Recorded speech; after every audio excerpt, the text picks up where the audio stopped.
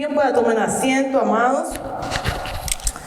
Quisiera que por favor me acompañaran en las Escrituras a una carta que quizás muchos pasamos de largo, pero es una carta de mucho contenido, una carta muy corta, pero de mucho contenido, y es la carta que escribe el apóstol Pablo a Filemón. Alguna vez le dije a alguien, Filemón está incluido, y me dice, ¿y quién es ese? ¿Dónde está? Y sí, hay una carta que está casi al final. Si usted va al a la carta de los Hebreos, una hojita antes, ahí está.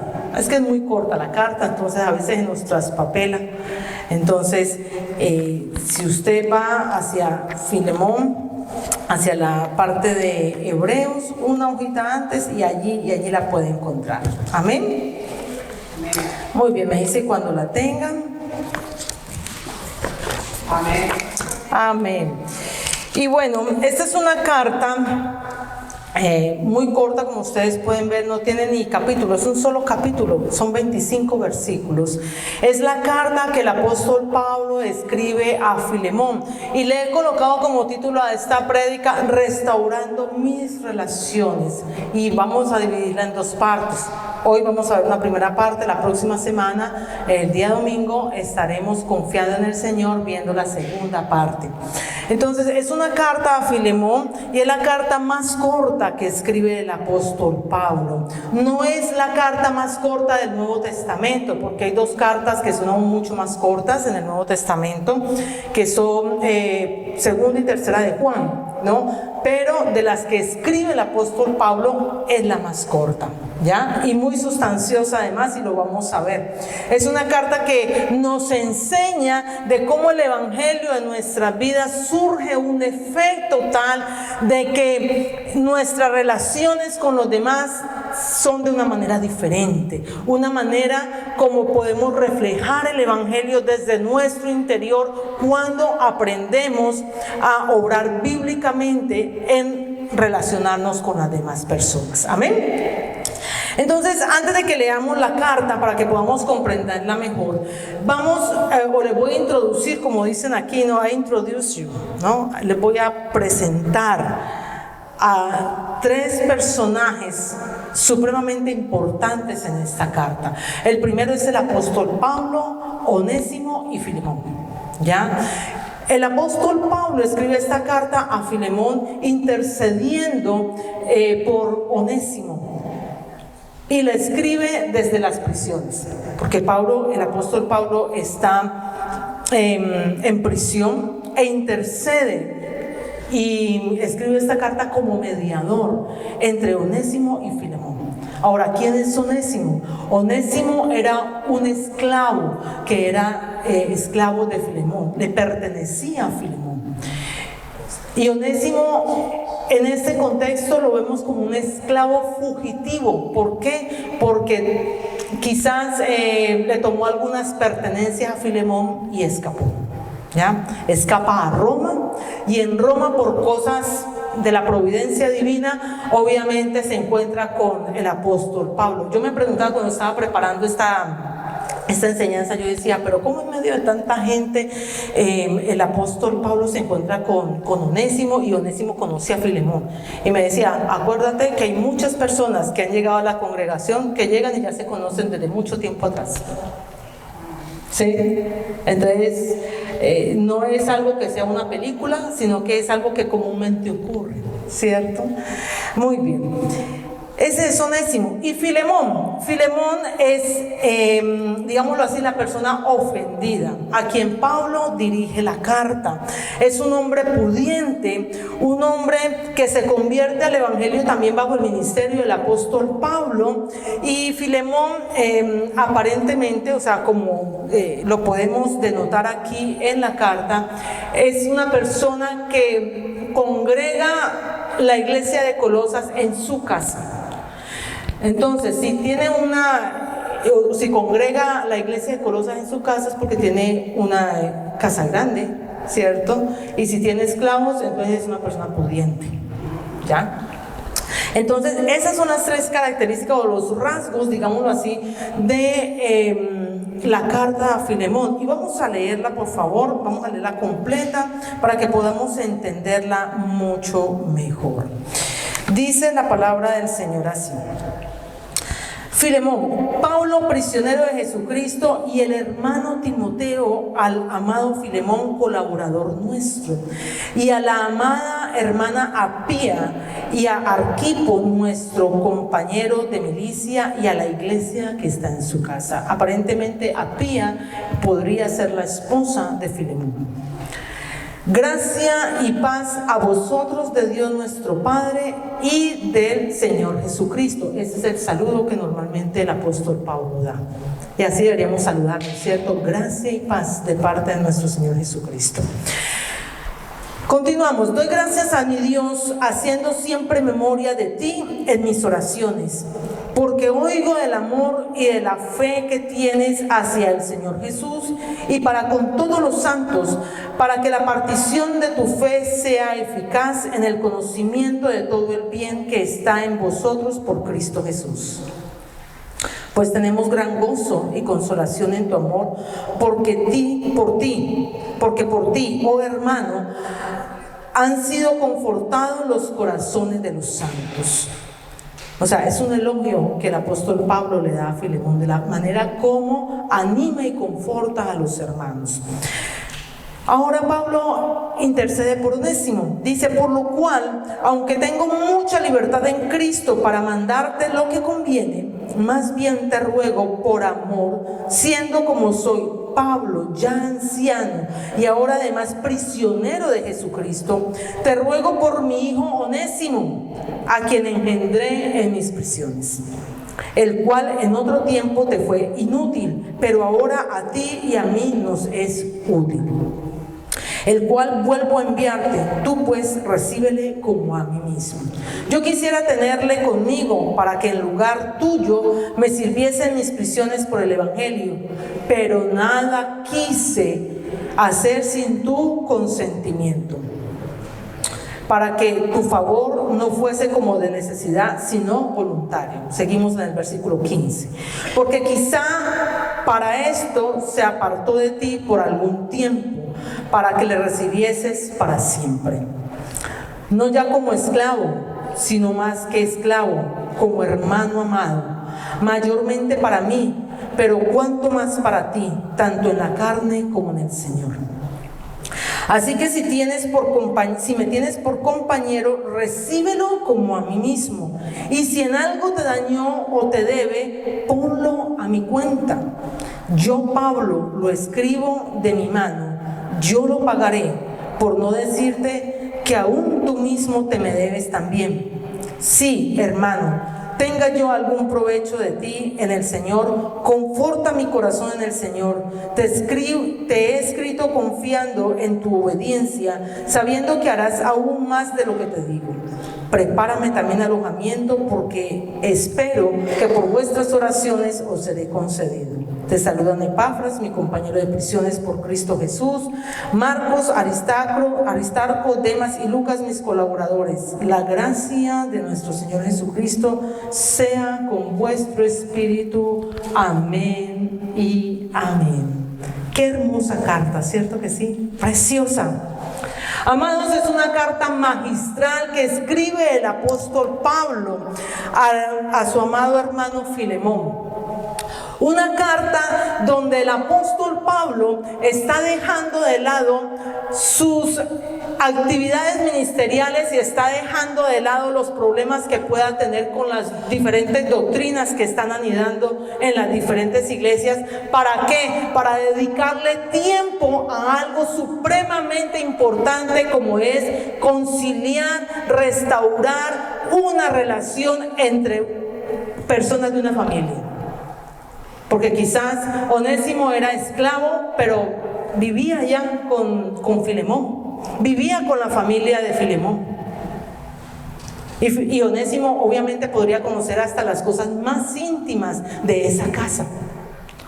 Y el apóstol Pablo se toma un tiempo para decir, hay que dejar a un lado todas esas actividades y es importante que se restaure una relación de familia. ¿Por qué? Porque es que en las escrituras, amados, nos enseñan, a lo largo de todas las escrituras nos enseñan la excelencia de cómo relacionarnos con los demás. Si notamos, eso fue lo que vino a hacer nuestro Señor Jesucristo, a restaurar esa unión, esa relación que nosotros habíamos perdido con nuestro Padre Celestial. Un sacrificio muy grande que pagó el Señor para que pudiéramos volver a tener conexión con el Padre. Entonces, eso es lo que enseña el apóstol Pablo a través de esta carta. Y le dice el apóstol Pablo a Filemón, a Onésimo, le enseña el evangelio. Y le dice el apóstol Pablo en el versículo 10 a Filemón, le dice: te ruego por mi hijo Onésimo, a quien engendré en mis prisiones. Quizás no nos están diciendo cuál fue el proceso o cómo fue el proceso en el cual Onésimo se convirtió y vino a los pies de Cristo. Pero cuando el apóstol Pablo dice: te ruego por mi hijo Onésimo, a quien engendré en mis prisiones, quiere decir que lo tomó como hijo, le enseñó el evangelio, lo discipuló, lo guió en sus primeros pasos, lo entrenó y luego lo envía de vuelta. Los seres humanos somos seres relacionales, amados, y la palabra de Dios es un manual extraordinario sobre las relaciones humanas.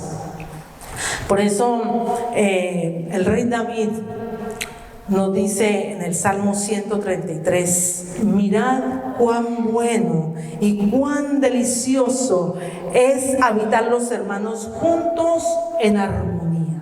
Porque eso es lo que desea nuestro Señor, que todos vivamos en paz. Amados, a paz nos llamó el Señor, no para que estemos en contiendas. De hecho, el apóstol Pablo también nos dice en Gálatas 5, 20, 21, que el que esté en enemistades, en pleitos y contiendas, esos no heredarán el reino de los cielos.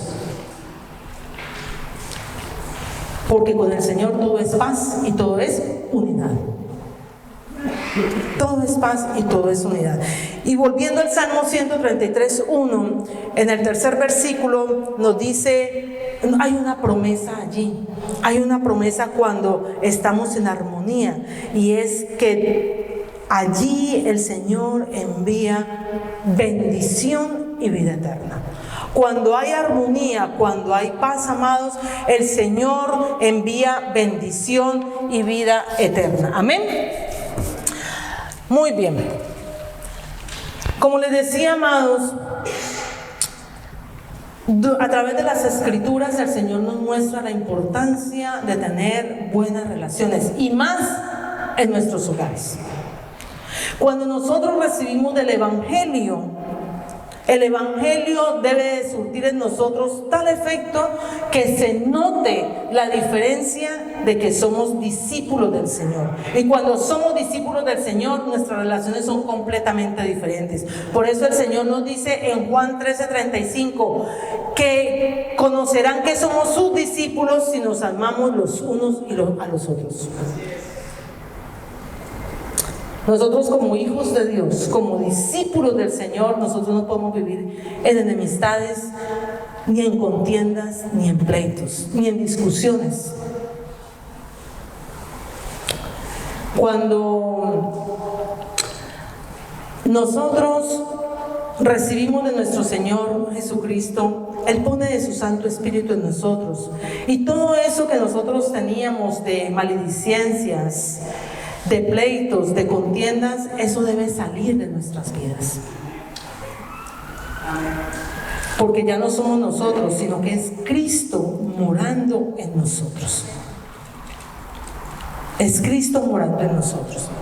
Y aunque apliquemos todas digámoslo así, las enseñanzas bíblicas para que nuestras relaciones interpersonales puedan avanzar de una mejor manera. De todas maneras, se surten situaciones, pueden ser hasta pequeñas, pero no dejan de ser incómodas. Quizás en las casas, ¿cierto? En nuestros hogares pueden haber quizás malos entendidos, ¿cierto? No quiere decir que haya una enemistad, ni que estemos en competencia, ni mucho menos de que estemos en peleas todo el tiempo, ¿cierto? Pero de pronto surgen algunas desavenencias. Y es importante que cuando eso pase, por pequeño que sea, nosotros como creyentes tengamos la capacidad de restaurar y reconciliar esa relación. De hecho, en las Escrituras en ningún momento se nos enseña que debemos escapar o que debemos dejar las cosas sin arreglar. En las Escrituras no se nos enseña eso. En las Escrituras se nos enseña, y más con toda la obra que hizo nuestro Señor Jesucristo, se nos enseña es a enfrentar las cosas y arreglar las cosas, ¿cierto? Porque nuestro Señor Jesucristo lo que hizo fue entregar su vida sin ser culpable, sin ser pecador, sino que cargó por nosotros, porque nosotros no podíamos, ¿cierto?, un pago para tan grande obra como la que Él había hecho. No teníamos con qué pagar esa deuda y el Señor lo hizo por nosotros. Pero por eso dijo, consumado es, porque la obra ya estaba hecha. Amén. Amados, cada uno de los personajes que les presenté en el inicio, el apóstol Pablo encarcelado, a Filemón como acaudalado y a Onésimo como un esclavo fugitivo, ellos quizás cada uno tiene una posición diferente en ese momento, pero hay algo que tienen en común, y es que son creyentes. Quizás Onésimo, en el momento que cometió el fallo, en el momento que hizo ese perjuicio contra Filemón, no conocía del Señor. En ese momento no era creyente. Pero cuando el apóstol Pablo le instruye en el Evangelio, pasa a ser creyente. En este momento ya podemos hablar de 3 personajes como creyentes. Ahora, los que estamos aquí somos creyentes, ¿o no? Sí, todos somos creyentes. Entonces, ¿cómo nos enseña esta carta? ¿Cómo nos enseña esta situación para que nosotros hoy en día actuemos ante una situación de desaveniencia con alguien? Obviamente no vamos a ver todos los 3 personajes el día de hoy, pero vamos a ver uno en especial el día de hoy, y va a ser Onésimo. Onésimo, que actuó como ofensor, el que quizás tomó alguna porción económica de la casa de Filemón y escapó, huyó, y huye hacia Roma, donde se encuentra con el apóstol Pablo. Pero era necesario que eso sucediera, ¿para qué? Para que él pudiera conocer del Evangelio. Entonces, Onésimo reconoce su error, y esto es algo supremamente importante que debemos de tener en cuenta. Vemos cómo el apóstol Pablo en el versículo 10 dice: te ruego por mi hijo Onésimo, a quien engendré en mis prisiones. Eso quiere decir que Onésimo recibió del Señor y se arrepintió, y no solamente por lo que había hecho con Filemón, sino que quizás tuvo que haberse arrepentido por muchas otras cosas que tenía en el pasado. Porque si vino a los pies de Cristo, tuvo que haberse arrepentido de todo lo que había en su pasado. Entonces, la primera actitud que Onésimo nos muestra a través de esta situación es una actitud de humildad. De humildad. Una actitud de humildad es reconocer que he fallado. Una actitud de humildad es reconocer que he cometido un error. Una actitud de humildad es reconocer que necesito ir y pedir perdón. Lo contrario es orgullo, amados. Lo contrario es orgullo. Ahora, ¿por qué debemos tener esa actitud de humildad. Y en eso tenemos nosotros que ser revestidos como hijos de Dios y escogidos de nuestro Señor Jesucristo. Nosotros tenemos que revestirnos de humildad. ¿Por qué? Porque Santiago 3:2 nos dice, porque todos ofendemos muchas veces. Ninguno estamos exentos de ofender. Todos ofendemos y todos ofendemos muchas veces. Todos ofendemos muchas veces. Entonces, amados, en una actitud de humildad, es importante saber que en esa actitud debemos de permanecer. ¿Por qué? Porque es lo que nos va a hacer entender y comprender que hemos fallado, que hemos cometido un error. Y eso es lo que nos lleva a decirle a la persona, perdóname, discúlpame, porque fallé. Muchas veces vemos la actitud de la otra persona, pero no vemos la actitud propia de nosotros. Y siempre nosotros tenemos que ver la actitud de nosotros, siempre. A veces lograr que la persona que ha cometido la falla acepte que la cometió es un poco complicado, ¿no? Y entonces decíamos ahora que vamos a llevarlo al plano práctico, ¿no? Vamos a llevarlo al plano de nuestra vida familiar, lo que muchas veces en la convivencia se surten muchas situaciones, ¿cierto? Puede ser hasta pequeñitas, ¿cierto? Porque de pronto, qué sé yo, a mi esposo no le gustó como salir en los tenis. Ponte los tacones. No, quiero irme más cómoda, quiero irme en los tenis. No, es un ejemplo. Pero de pronto, digamos, en su actitud no me lo dice en buena manera. Eso me ofende, eso me hace sentir mal, ¿cierto? Son cosas pequeñas, pero que pueden suceder día a día. Pueden suceder día a día. Entonces, muchas veces podemos minimizar el agravio que hemos hecho. Entonces, para que mi esposo se quede tranquilo o para que mi esposa se quede tranquila, ok, bueno, discúlpame, no fue tan grave. No, amados, tampoco podemos maximizar las cosas, pero sí darle el sentido de que debemos disculparnos por la situación que se presentó, porque quizás le hice sentir mal, ¿no? Y amados, como les decía, tenemos que vestirnos de humildad. Y esa humildad nos lleva a reconocer nuestro error, a reconocer de que no podemos salir corriendo y a escondernos. Esa actitud de humildad nos lleva también a algo, y es a una segunda actitud, y es a afrontar las consecuencias de la situación que se ha presentado. Como veíamos, Onésimo, cuando tomó esas pertenencias o esa parte económica de Filemón, huyó. ¿Qué hizo? Salió huyendo hacia Roma. Él no dijo, ay, vea qué pena, yo por error le cogí todas estas cosas, qué pena, aquí se las devuelvo. No, él salió huyendo. Y en nuestra naturaleza humana es lo que nosotros hacemos. Muchas veces cometemos un error y lo que hacemos es salir corriendo. O muchas veces evitamos las situaciones, evitamos hablar con las personas, evitamos confrontar la situación. O nos escondemos, o mentimos, y ahí entramos en otro error.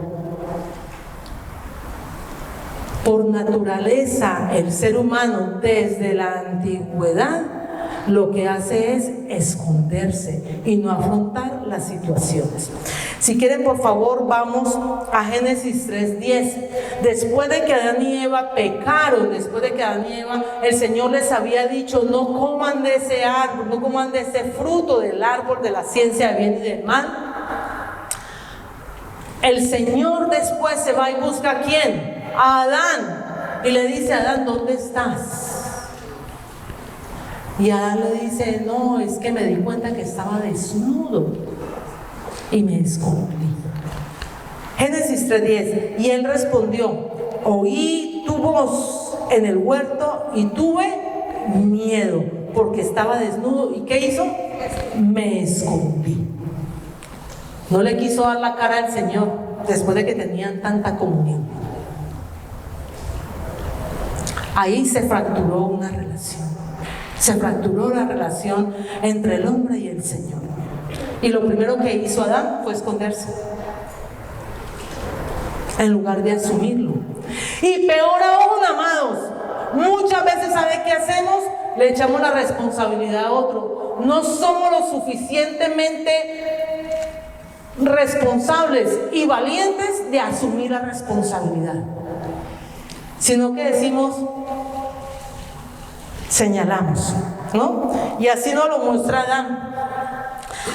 Génesis 3:12, y el hombre respondió, la mujer que me diste por compañera me dio del árbol y yo comí. ¿Y por qué no asumió la responsabilidad? ¿Por qué la dejó sola? Porque él no asumió la responsabilidad y dijo, fue que la dejé sola, no cuidé lo que tú me mandaste a cuidar. Me fui. Y obviamente sucedió lo que tenía que suceder. La separación, la ruptura de esa relación entre el hombre y el Señor. Entonces, ¿a qué viene todo eso, amados? Porque Onésimo nos muestra una segunda actitud. Y esa segunda actitud es enfrentar las cosas. Les voy a dar un recuento. En la antigüedad, una de las, digámoslo así, como de las plagas sociales más grandes y más oprimentes que habían era la esclavitud. Y vemos que Onésimo es un esclavo fugitivo. En la antigüedad, el Estado poco le importaba lo que podía suceder con los esclavos. Estaban a completa merced de sus amos. Los amos podían hacer con ellos lo que ellos querían, lo que quisieran hacer. Y en su mayoría eran crucificados. La mayoría de ellos eran crucificados. ¿Por qué? Porque al amo se le antojó hacerlo, por cualquier cosa. Encontré el nombre de dos personajes. Uno es Polión. Era un amigo del emperador Augusto. Un esclavo, uno de los esclavos de él, le quebró una bola de cristal que tenía de decorativa. ¿Y sabe qué hizo? Cogió al esclavo y lo echó en un lago donde tenía anguilas. Lo echó por haberle quebrado la bola de cristal. Por eso. Y el emperador César Augusto cogió a uno de sus esclavos y lo mandó a crucificar. ¿Por qué? Porque le mató accidentalmente una codorniz que él tenía como mascota. Y eso era lo que hacían. Trataban a los esclavos de cualquier manera. Entonces se pueden imaginar ustedes qué podría pasar con Onésimo cuando Onésimo ha tomado pertenencias de Filemón. Y el apóstol Pablo dice, vamos al versículo 11 de la carta a Filemón, dice, el cual en otro tiempo te fue útil, el cual en otro tiempo te fue inútil, pero ahora a ti y a mí nos es útil, el cual vuelvo a enviarte, tú pues recíbele como a mí mismo. Yo quisiera retenerle conmigo para que en lugar tuyo me sirviese en mis prisiones por el evangelio. Tremendo, ¿no? Y Onésimo aceptar que él fuera a la casa de Filemón, regresar. Entonces, ¿qué podíamos ver en Onésimo? Una verdadera conversión. Una verdadera conversión. De arrepentirse, de ir a pedir perdón, decir, tengo que volver a la casa de Filemón y pedir perdón. Porque no solamente era arrepentirse, sino también afrontar la situación. Y aún a sabiendas de que quizás Filemón podría tomar su vida para pagar con su vida todo lo que le había robado, así mismo fue. fue donde Filemón. Entonces se pueden imaginar a qué podía él enfrentarse. Y muchos de nosotros, por cosas aún más pequeñas, a veces no damos la cara. No damos la cara. Y como personas creyentes en el Señor, nosotros tenemos que afrontar cualquier situación sin importar la consecuencia, pero ser responsables de lo que nosotros hemos hecho. Ser responsable de lo que nosotros hemos hecho. Y miren que el apóstol Pablo pudo haberse quedado con él, ¿no? Ya lo instruyó, ya lo preparó también inclusive para el servicio en el Evangelio. Y dice en el versículo 13: yo quisiera retenerle conmigo para que en lugar tuyo me sirviese en mis prisiones por el Evangelio. Pero ¿sabe qué estaba haciendo el apóstol Pablo? El apóstol Pablo sabía que había algo que tenía que finalizarse entre Onésimo y Filemón. Tenía que haber una restauración, o por lo menos debía Onésimo quedar a paz y salvo con Filemón, quedar en paz con Filemón. Así Filemón tomara, digámoslo así, la represalia o el castigo, ¿no? Porque estaba en su pleno derecho. Como amo, estaba en su pleno derecho. Pero Onésimo tenía que arreglar sus cuentas con Filemón. Había algo que tenía que dejar a paz y salvo. Entonces, el apóstol Pablo le dice: el cual vuelvo a enviarte. Y quisiera que miráramos, ¿cómo voy de tiempo? Y quisiera que miráramos un momento en la carta que manda Filemón. Esa carta, justamente la persona que la lleva es el mismo Onésimo. Tremendo, ¿no? Pero Onésimo va con otro servidor del apóstol Pablo que se llama Tíquico. Y quisiera que me acompañaran por favor por un momento a Colosenses capítulo 4, versículos 7 y 9, para que podamos comprender mejor esto. Colosenses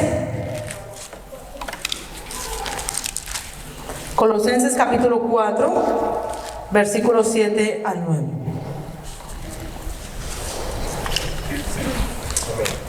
Amén.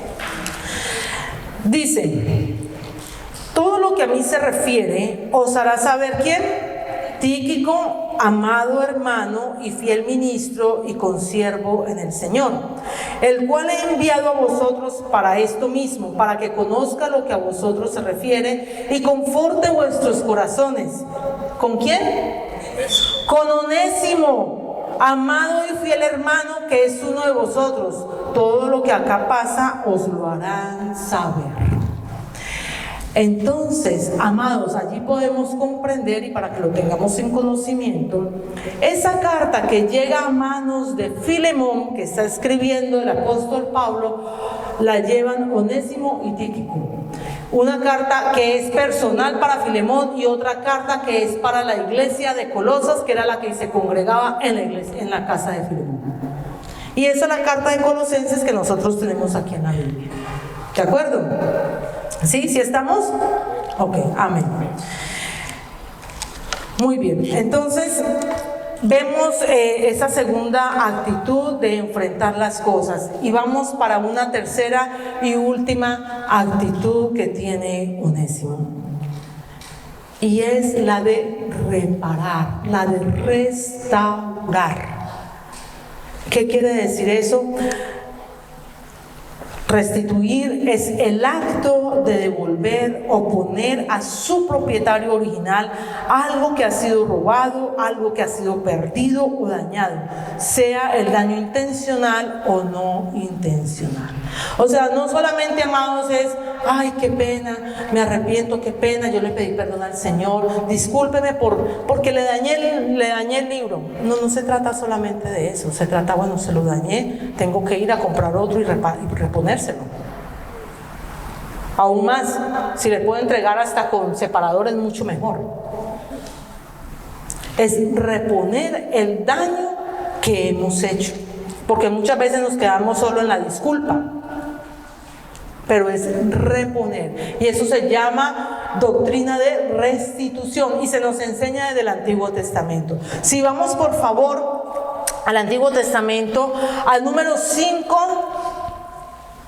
el libro de Números, capítulo 5, versículos del 5 al 9.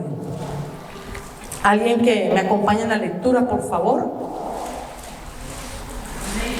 Amén.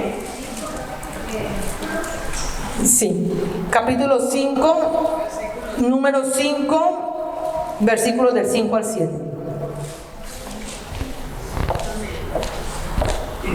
Todo el mundo es echado fuera del campamento. Número 5. Ley sobre la restitución. Número 5. Número 5, desde la restitución. Ley sobre la restitución. Además, habló Jehová a Moisés diciendo: di a los hijos de Israel, el hombre o la mujer que cometiera alguno de todos los pecados con que los hombres prevarican contra Jehová y delinquen. Aquella persona confesará el pecado que cometió y compensará enteramente el daño y añadirá sobre ello la quinta parte y lo dará a aquel contra quien pecó. Amén. Amén. Gracias, preciosa. Entonces vemos que desde la antigüedad se nos enseña a restituir, a retribuir, a devolver, y aún más, no solamente la porción que se ha dañado, que se ha robado, la porción que hemos tomado, sino sobreabundantemente. Y también en el Nuevo Testamento el Señor nos lo dice con un pasaje muy conocido que está en Lucas 19:8. Lucas 19:8 nos habla acerca del Señor y Zaqueo. ¿Recuerdan quién es Zaqueo? ¿Recuerdan quién es Zaqueo? ¿Quién? Un recaudador de impuestos, y en esa época los recaudadores de impuestos eran bastante... Ahora, digámoslo así. 19:8. El Señor se reúne con Zaqueo en su casa y el Señor le dice: entonces Zaqueo, puesto en pie, dijo al Señor: he aquí, Señor, la mitad de mis bienes doy a los pobres, y si en algo he defraudado a alguno, se lo devuelvo cuadruplicado. Se lo devuelvo cuadruplicado. ¿Qué dijo el Señor Jesús? Hoy ha venido la salvación a esta casa. Y eso es lo que nosotros como creyentes, cuando realmente nosotros hemos recibido a nuestro Señor Jesucristo, cuando realmente en nosotros ha habido una verdadera conversión, porque muchas veces decimos haber recibido a nuestro Señor Jesucristo, pero en nuestro interior no ha habido una verdadera conversión. Cuando hemos nacido de nuevo, nosotros realmente mostramos quiénes somos en Cristo Jesús, con nuestro actuar. Y lo más importante, con el comportamiento y nuestras relaciones hacia los demás. Ahí lo podemos ver. Ahí lo podemos ver perfectamente. Entonces, podemos ver que no solamente es con el daño económico que se pueda realizar, sino también con una ofensa pública que se puede hacer, con el chisme también, o con calumnias. Se trata de reponer. Si de pronto en algún momento hay una calumnia contra alguien, obviamente estamos poniendo en tela de juicio la dignidad de una persona. La integridad de una persona. Entonces, asimismo, como dijimos algo, tenemos que reponerlo. Tenemos que reponerlo. Entonces, así como Onésimo se arrepintió, aceptó su error y restauró su relación con Filemón, de igual manera debemos restaurar nuestras relaciones también. Y quizás Onésimo no lo podía devolver en cuestión de económica, porque siendo esclavo y fugitivo, pues, ¿qué ingresos podría recibir? Pero mire que hay una actitud muy linda de parte del apóstol Pablo, y es que el apóstol Pablo le dice a Filemón: todo lo que él te debe, ponlo en mi cuenta, y aún más, tú me debes a mí. Porque Filemón le debía la vida eterna a Pablo, porque por Pablo se convirtió al Evangelio. Entonces era más la deuda que tenía Filemón con Pablo. Pero le dice Pablo: todo lo que él te deba, ponlo a mi cuenta. Entonces, amados,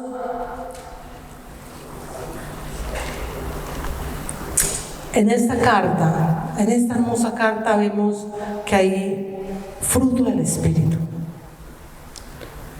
En esta carta se nos habla de amor.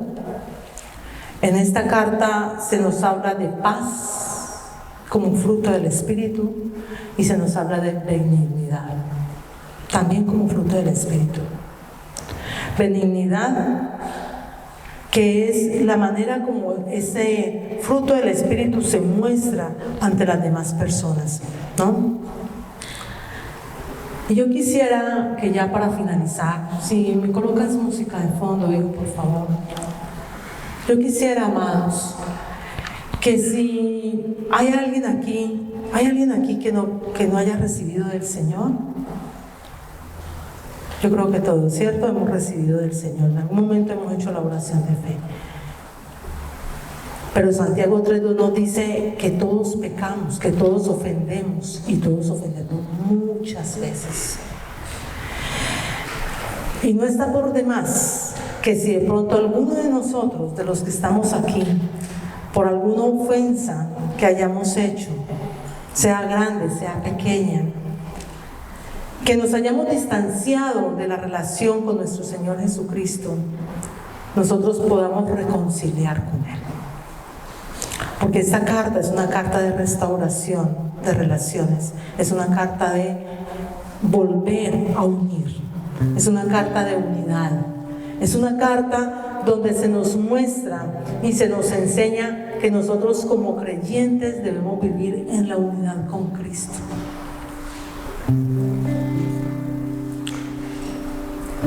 Yo quisiera que ahí donde usted está, por favor, cierre sus ojos. Es algo muy personal. Que ahí donde usted está, y solo usted y el Señor sabe qué tan distante está su relación con el Señor. Pudiéramos elevar una oración y decirle al Señor: Padre Santo, yo te pido perdón, quizás por mis actitudes, quizás por mi forma de hablar, quizás por alguna desaveniencia que he tenido con algún miembro de mi hogar, alguna persona en mi trabajo, algo que me pasó en el camino, Señor. Pero como tu hijo o como tu hija, Señor, yo quiero dar testimonio de ti, mostrar que soy tu discípulo, tu discípula, y mostrar ese amor tuyo a los demás. Perdóname, Señor, si he cometido falta contra algún hermano, si he cometido falta contra alguna persona en mi familia, también la he cometido contra ti. Y yo te pido, Señor, que nos perdones. Te pido, Señor, que borres nuestras rebeliones. Así como el rey David en el Salmo 51 dice: porque yo reconozco mis rebeliones y mi pecado está siempre delante de mí. contra ti solo he pecado y he hecho lo malo delante de tus ojos, para que seas reconocido justo en tu palabra y tenido por puro en tu juicio. Señor, que tu Santo Espíritu nos guíe en todo aquello que tengamos que restaurar. Pero también, Padre, te queremos pedir, aquí hay hijos y aquí hay padres. Y la palabra del Señor nos dice que Él hará volver el corazón de los padres hacia los hijos y hará volver el corazón de los hijos hacia los padres. Eso es que volveremos a unirnos si ha habido algún distanciamiento. Es una hermosa promesa donde el Señor nos muestra la unidad, donde el Señor nos muestra la restauración familiar. Y le pedimos al Padre que si alguno de los jovencitos que hay aquí, o alguno que tenemos el papel de hijo, hemos defraudado a nuestros padres, o hemos quizás hasta levantado la voz a nuestros padres, pidamos perdón. Yo sé que muchos de nosotros estamos aquí en grupos familiares. Yo quisiera que nos pusiéramos en pie. Nos pusiéramos en pie y en su grupo familiar se tomen de su mano, se abracen.